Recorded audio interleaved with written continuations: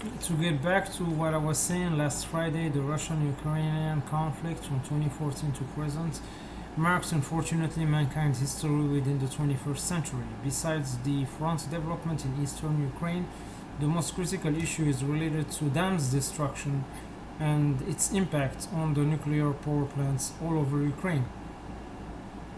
I salute President Zelensky's efforts as the Chatham House did this week and getting on the conversation of his deputy between brackets the head of the office of the President of Ukraine, Ihor Zovkva, with the Carnegie Endowment of Washington D.C.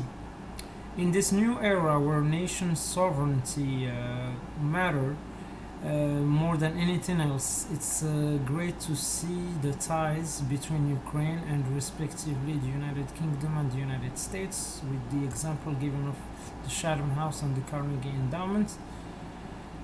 Also, in that tweet that I posted yesterday related to the Putin-Zelensky meeting of 2019, I cited the respective ties of Russia on one side and Ukraine on the other, with both Germany and France. I had a relative who used to study in Ukraine that had to flee with other students to the Romanian border with Ukraine last year. I brought that example of soccer the other day regarding the USSR national team at the FIFA World Cup 1986 and how the world saw prior, even after 1991, the ties between Russians and Ukrainians. See, in the West they used to call it the Russian team. I know it's improper, but that's how the tradition was before 1991. Even though the stars of this team were from Dynamo Kiev, such as Igor Belanov, the coach Lovanovsky, all of them were Ukrainian. Add to that Oleg Blukhin, Vasily Rats. Both Belanov and Blukhin won the Ballon d'Or, respectively in 1986 and 1975. All Ukrainians. Before even the generation of the national team of Ukraine, led by Shevchenko and Rebrov, quarterfinal at the FIFA World Cup 2006. Add to them also Oleg Lushny, who played with them many years before that World Cup as well. I'll get back to the role of sports in times of war and times of peace much later in this video. History is more complicated than that.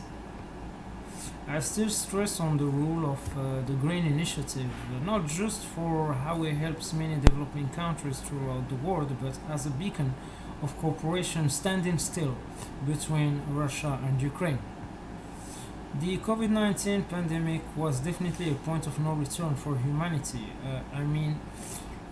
Even if the events between Russia and Ukraine wouldn't have happened and wouldn't have escalated ever since 2014, we rapidly understood inside of the steering committee in 2020 the gravity of the situation for the future of mankind and day-to-day people.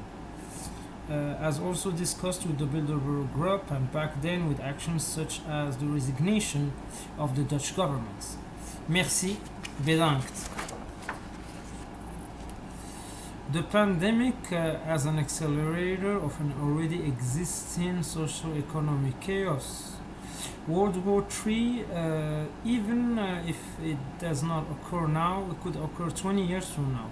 But the point here is that the pressure is increasing since mankind was basically overlapped by history in 2020. Other things are happening, such as the multiplication of conflicts throughout the world in a pace that was never seen before. These conflicts, armed were they or not. Other things are on the brink of happening, such as civil wars. If by chance World War III is avoided, we have all these predicaments to deal with as well. Of course, denial and all kind of extreme brutality responses of all kinds characterized the new world instead of working as one with the last chance to unite versus the pandemic. Il n'en fut rien. Les conséquences sont terribles. Je vais parler un petit peu en français pour évoquer Nanterre et ce qui a été dit car même dans l'analyse, on parle de la loi d'état d'urgence du 3 avril 1955 qui a été mise en place au début de la guerre d'Algérie. Cette loi, bien sûr, vise à l'interdiction des rassemblements, la mise en place d'un couvre-feu, la fermeture de lieux publics et des mesures individuelles préventives. Elle a été utilisée à 5 reprises, en 1958 lors du coup d'État d'Alger, 1961 lors du putsch des généraux, 1984 en Nouvelle-Calédonie, 2005 lors des violences urbaines, 2015 en vue des attentats terroristes. Tout ça, entre parenthèses, en mettant de côté la période Covid. Ça veut dire ce que ça veut dire. Vous avez bien entendu, on est bien passé à une autre sphère. C'est comme si on a été déplacé de la société dans laquelle on vivait auparavant au Moyen Âge, en mars 2020. Même ceux, et pardonnez-moi les expressions, les imbéciles qui le dénient ne peuvent plus se cacher. Back to English in order to emphasize on the focus on climate change and the food crisis that has become global in 2023 at a very fast pace as well, as I have predicted last year. To get back to Russia internally this time, history is a reminder, not speaking here about the Rus states or the history of the Russian Empire than the one of the USSR either. But President Putin and the KGB remembered that push of 1991 rapidly wrapped up, Yeltsin, Surovikin. It's about domestic stability. I will get back soon enough to analyze the question of the Russian Hezbollah as well that I have elaborated in detail. But now I want to emphasize on Wagner, not about the Belarus, full stop. Wagner is more present in Latin America and Africa by fact. If you take one of the parties in Brazil, for example, they could say, well, the CIA turned my back last time. I will go with Wagner this time. Long story short. It makes me move to the United States as this traditional way of acting without strategy, without thinking, without B-plan in case of wrong moves, plus the arrogant way of giving orders and underestimating that I always spoke about, that is always leading this country to the many troubles at the international stage and domestically. So, but focusing on my governance work right now here in the United States by invoking the reason of having in place the training in terms of basically mapping the USDOD acquisition ecosystem. I have invoked the main point, but synthesis wise, we have to understand the Washington DC defense policy community is robust ecosystem with the frequent new entrants at every level. For government personnel, there are numerous sources for training on acquisitions, and it often focuses on developing acquisition management skills on the way to former certifications.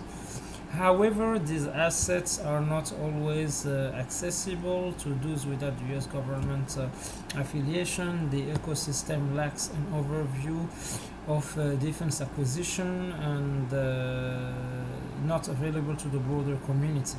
And that's the reason why this training has to be put in place to fill this niche by providing an overview of acquisition, including topics such as setting contract requirements, the formal acquisition process, a historical overview of how we got to the current state of play, and timely topics that may include export controls, inflation, industrial-based competition, rare earth elements, and data rights.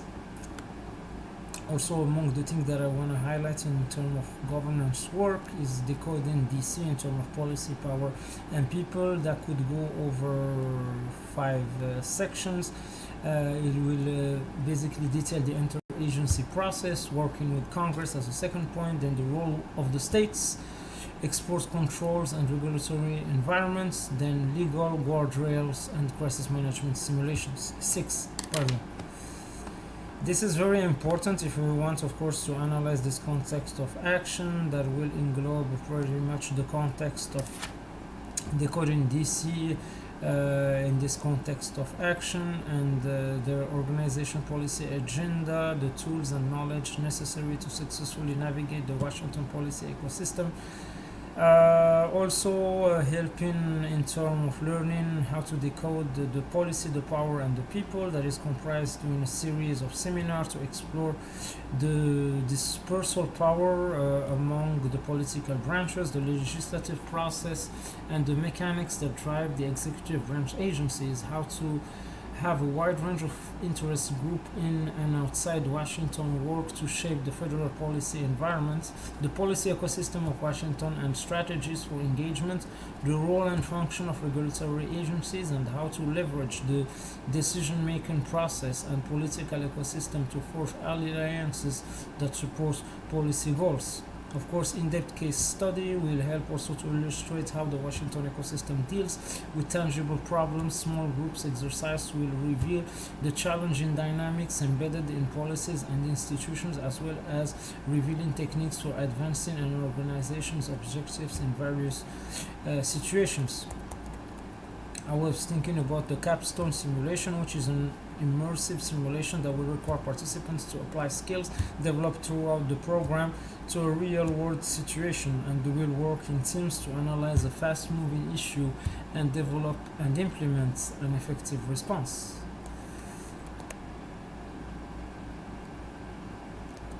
I will give back furthermore regarding the horrible sense of deja vu in Myanmar, with the ruling junta suspending humanitarian access to Rakhine State following a devastated cyclone last May. Myanmar has been subject to a seemingly endless stream with little progress as a result of the matter. So I have also elaborated this, and I will get back soon enough to speak about it in detail in the next video. Now I want to talk about sports in times of peace and times of war, by invoking the role of this modern Olympics as a way to cement the movement of peace throughout the world. We had many circumstances that went through the 20th and 21st century with the world wars that stopped the games from happening in 1916 and 1940 and 1944. But we had also the circumstances of COVID, and that have stopped many events from happening in the year 2020, for example, such as the championships in Wimbledon and the move on calendar of so many events from their original dates. So there are always things that shakes the international march of sports. The Olympics, as a brief history, were standing against Nazism and fascism throughout the 1936 edition in Berlin. Moscow 1980 did not see the participation of the countries of the West, the allies of the United States.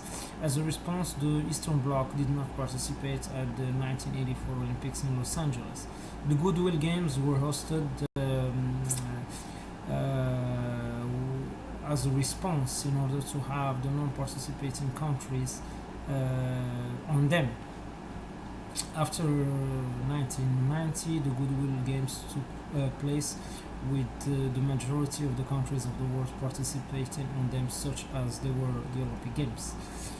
Again, I was speaking about the era of the First Cold War, and as I have defined the Second Cold War that have started throughout this decade. The Olympic Games stood first of all in 2020 between brackets against the heights of the COVID-19 pandemic. This is also marking another edition of the Olympics in history, and we could have the Paris 2024 Games as basically one other step to promote peace in the world and prevent the worst in this era of tumultuous tensions.